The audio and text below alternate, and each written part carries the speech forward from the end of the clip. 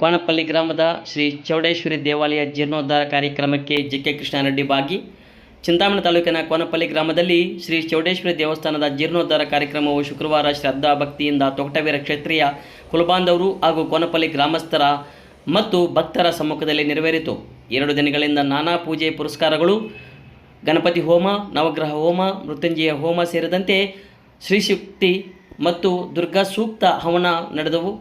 ಪ್ರತಿ ನಿತ್ಯವೂ ಸಹ ಪೂಜೆ ಮತ್ತು ಮಹಾಮಂಗಳಾರತಿಗಳು ಸಹ ನೆರವೇರಿಸಲಾಯಿತು. ಕೋನಪಲ್ಲಿ ಗ್ರಾಮದ ಶ್ರೀ ಚೌಡೇಶ್ವರಿ ದೇವಾಲಯ ಜೀರ್ಣೋದ್ಧಾರ ಕಾರ್ಯಕ್ರಮಕ್ಕೆ ಜೆ.ಕೆ. ಕೃಷ್ಣಾರೆಡ್ಡಿ ಭೇಟಿ ಮಾಡಿ ಈ ಸಂದರ್ಭದಲ್ಲಿ ಮಾತನಾಡಿದ ಅವರು, ಕೋನಪಲ್ಲಿ ಗ್ರಾಮದಲ್ಲಿ ಶ್ರೀ ಚೌಡೇಶ್ವರಿ ದೇವಾಲಯವನ್ನು ಜೀರ್ಣೋದ್ಧಾರಗೊಳಿಸಿ ಅತ್ಯಂತ ವೈಭವದಿಂದ ಪುನರ್ ಪ್ರತಿಷ್ಠಾಪಿಸಲಾಗಿದೆ.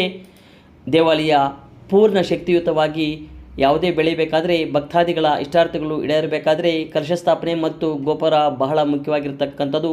ಹಾಗಾಗಿ ತೊಗಟವೀರ ಕ್ಷತ್ರಿಯ ಕುಲಬಾಂಧವರು ಮತ್ತು ಕೋನಪಲ್ಲಿ ಗ್ರಾಮಸ್ಥರ ನೆರವಿನಿಂದ ಈ ಒಂದು ದೇವಾಲಯವು ಸಹ ಸೂಕ್ತವಾಗಿ ನಿರ್ಮಿಸಲಾಗಿದೆ. ಜೀರ್ಣೋದ್ಧಾರ ಸಮಿತಿ ಸದಸ್ಯರ ಶ್ರಮದಿಂದ ಈ ಒಂದು ಕಾರ್ಯ ಯಶಸ್ವಿಯಾಗಿದೆ ಎಂದು ತಿಳಿಸಿದರು. ಅದೇ ರೀತಿಯಾಗಿ ತಾಯಿ ಚೌಡೇಶ್ವರಿ ಭಕ್ತಾದಿಗಳಿಗೆ ಇಷ್ಟಾರ್ಥಗಳನ್ನು ಈಡೇರಿಸತಕ್ಕಂಥ ಶಕ್ತಿ ದೇವತೆಯಾಗಿ ನೆಲೆಗೊಳ್ಳಲಿ ಮತ್ತು ದಿನವೂ ಸಹ ದಿನೇ ಈ ದೇವಾಲಯ ಅಭಿವೃದ್ಧಿಯಾಗಲಿ ಮತ್ತು ಕಾಲಕಾಲಕ್ಕೆ ಮಳೆ ಬೆಳೆಯಾಗಿ ಮತ್ತು ಈ ಕ್ಷೇತ್ರದ ಜನತೆ ಸುಖ ಶಾಂತಿ ನೆಮ್ಮದಿಯಿಂದ ಸಾಗಲಿ ಎಂದು ತಾಯಿ ದೇವಿ ಚೌಡೇಶ್ವರಿ ಮಾತೆಯಲ್ಲಿ ನಾನು ಪ್ರಾರ್ಥಿಸುತ್ತೇನೆಂದು ತಿಳಿಸಿದರು. ಈ ಸಂದರ್ಭದಲ್ಲಿ ತೊಗಟವೀರ ಕ್ಷತ್ರಿಯ ಕುಲಬಾಂಧವರು ಹಾಗೂ ಕೋನಪಲ್ಲಿ ಗ್ರಾಮಸ್ಥರು ಸಹ ಈ ಸಂದರ್ಭದಲ್ಲಿ ಭಾಗವಹಿಸಿದರು.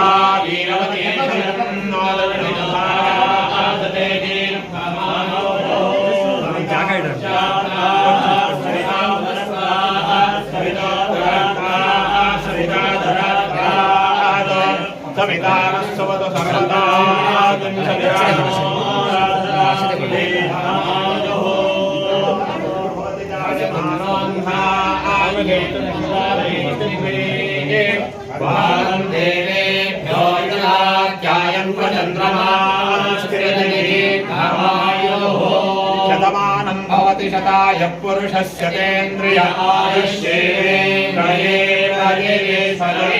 मनोवाञ्छाफलप्रसादसिद्धिरस्तु मनस्सङ्कल्पसिद्धिरस्तु.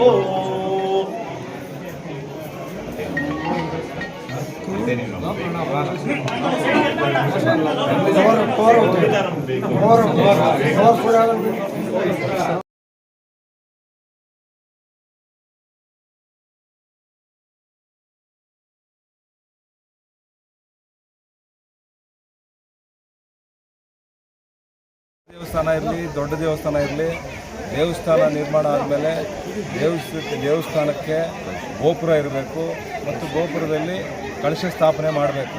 ಆಗಲೇ ಅಲ್ಲಿ ಶಕ್ತಿ ಬರ್ತಕ್ಕಂಥ ಭಕ್ತಾದಿಗಳು ಕೂಡ ಏನೇ ಅವರ ಬೇಡಿಕೆಗಳು, ಕೋರಿಕೆಗಳು, ಈಡೇರಿಕೆಗಳು ಎಲ್ಲ ಕೂಡ ನೆರವೇರಬೇಕು ಅಂತ ಹೇಳಿದ್ರೆ ಕಳಶ ಸ್ಥಾಪನೆ ಆಗಬೇಕು.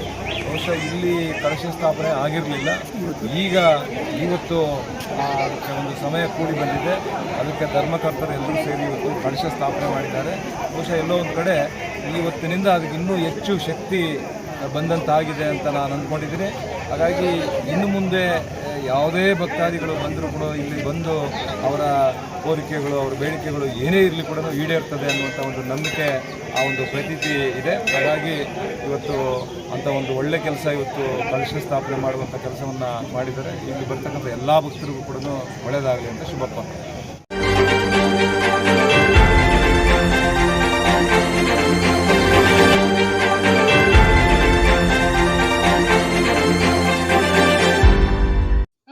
ಚಾನಲ್ಗೆ ಸಬ್ಸ್ಕ್ರೈಬ್ ಆಗಿಲ್ಲ ಅಂದ್ರೆ ಈಗಲೇ ಸಬ್ಸ್ಕ್ರೈಬ್ ಆಗಿ ಪಕ್ಕದಲ್ಲೇ ಇರುವ ಬೆಲ್ ಐಕಾನ್ ಕ್ಲಿಕ್ ಮಾಡಿ. ಮತ್ತಷ್ಟು ಅಪ್ಡೇಟ್ಗಳಿಗಾಗಿ ಫೇಸ್ಬುಕ್, ಇನ್ಸ್ಟಾಗ್ರಾಮ್, ಟ್ವಿಟರ್ನಲ್ಲಿ ಫಾಲೋ ಆಗಿ.